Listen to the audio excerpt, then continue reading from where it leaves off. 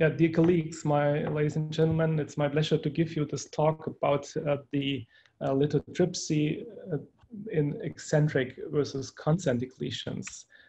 Well, there are some historical challenges in terms of treating eccentric calcium. If you, as you all may know, we have these problems that due to eccentricity of calcified lesion, high pressure balloons often results in disruption or dissection of the healthy intima. The same could happen also with cuttings and scoring balloons.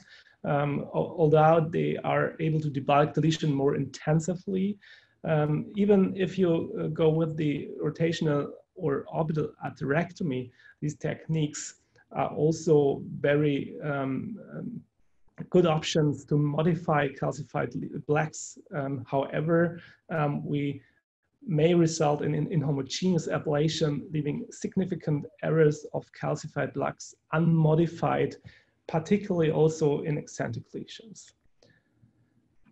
For that reason, we aimed to show if EVL, if the intravascular lithotripsy catheters, which are equipped with emitters, and you are all familiar with this new kid on the block to treat calcium.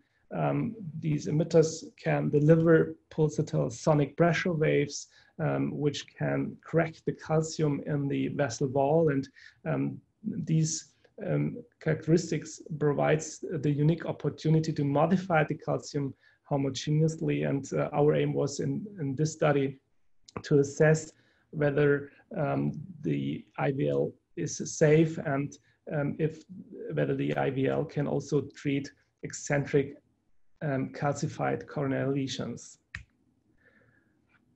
We analyzed data from the Disrupt CAD1 and CAD2 trial, which is maybe very well known. Among these two registries, we collected more than 180 patients. And as you may know, we looked at the CAD1, whether lithotripsy is feasible, first of all, and in the CAD2, we looked at the safety profile of lithotripsy, which was excellent. And from these two registries, we enrolled 180 patients to look either for the eccentric lesion or the concentric lesions, and how we did that. So independent co-lab looked at the eccentric lesions angiographically. That's the point I have to make. When they found only calcific layers in the outer vessel of the angio, this was determined as an eccentric lesion, which was not confirmed by the OCT. However, this kind of definition was proven. In contradictory, we had this concentric lesion, as you show in the middle panel. And if you have this two layers in the inner and the outer vessel, this was defined as a concentric lesion. So out of these 180 patients which were enrolled in this kind of analysis, we found 47 patients to have eccentric lesion and 133 patients with concentric lesions. And if we look at the baseline characteristics, there were no significant differences between patients with eccentric or concentric lesions.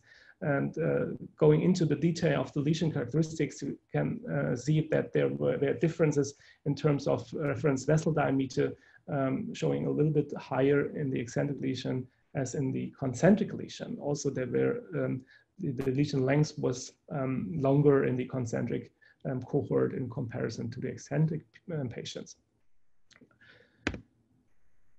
Well, there were no significant differences in terms of procedural characteristics. However, and this is a very interesting topic which has to be taken into account and maybe serves as a discussion point, is that there were more pulses registered in the concentric cohort in comparison to the eccentric, which was not statistically significant. However, this has to be mentioned.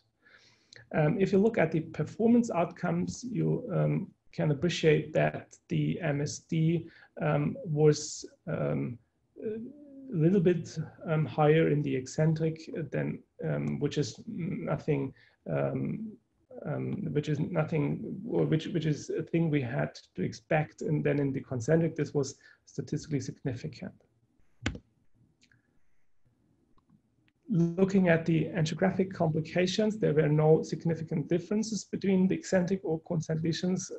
Even if you look in detail, there were almost no dissection, no perforation, no closure, slow flow, and no reflow. And there were also, although looking at this small number of patients, we could not demonstrate differences in terms of MACE if you looked into the eccentric or concentric patient.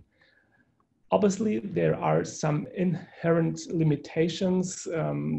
These are retrospective analysis from these two registries, and I think this has some bias. Nevertheless, I think the inclusion or exclusion criteria in both of these trials or registry are nearly the same, and the determination of calcification, either eccentric or concentric, were performed by the same independent core lab.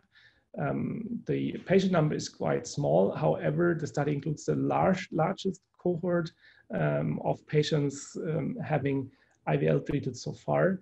And we had a high clinical success because of this maybe rather quite conservative definition of having clinical success, meaning that there should be a residual stenosis of less than 50%.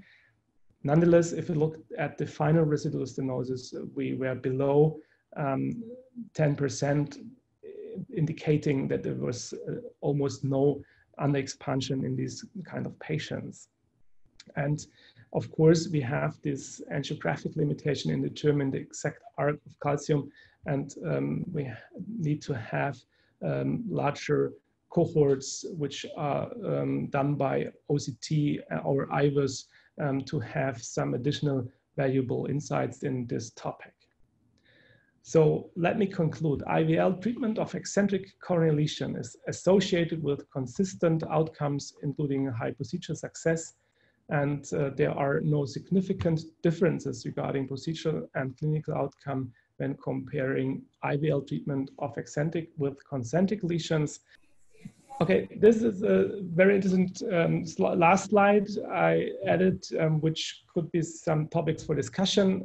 If you know from the theory, we have some differences between eccentric or concentric lesions regarding the behavior of a balloon. It's nicely shown in this video animation. You can see that in the eccentric lesion, the emitters are far away from the calcium more than in the concentric lesions. And this means that the more distance, the less energy is able to reach the calcium, which means that you need more pulses to crack these lesions. And contradictory, we have seen in our registry that we need more pulses in the concentric lesions, which has to be discussed, obviously, and we have to look in this topic in more detail. So thank you very much for your attention, and have a nice meeting. Thank you.